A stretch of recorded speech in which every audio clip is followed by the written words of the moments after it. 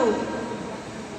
Alam niyo po, sabi ko, Lord, ihayo ko ang salita mo.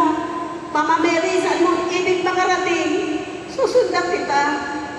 Buhayin naman ng Panginoon itong bata kasi nagot ako doon sa tatay, adik pa naman. Alam niyo po, nilagyan ko ng Bible sa dibdib yung bata, pinahiram ko ng langis, at nangako ako sa Diyos. Lord, susunod ako. Maglilingkod ako. Dahil naniniwala ko, Ama, si Lazaro 4 na araw patay na, binuhay mo. Ito ka akong bata, wala pang isang oras. Alam ko, Lord, bumuhayin mo ito. Nangangako ako. Yung bata ko maliit, batang babae, pinigpit ko po yung 2 binti. Tsaka, sabi ko, Lord, naniniwala ako, bumuhayin mo ito. Hanggang sa nag-pray ako, nag-hallelujah ako kung ano yung mga nasasabi ko na raw.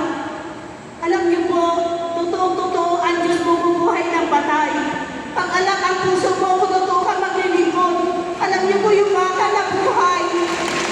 Nabuhay po yung akin. Nabuhay siya. Unang himala ng Diyos na pinakita sa akin na totoo. Kaya pala marami ipinakita sa akin ang himala ng Diyos dahil nais ng Diyos na ako'y gamitin sa awasan ng soldiers of Christ.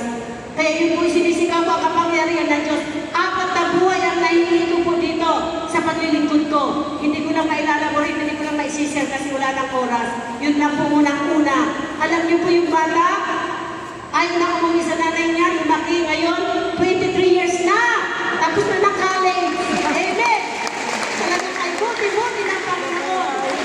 Yan, nagtatrabaho na siya sa call center. Yan, di ba?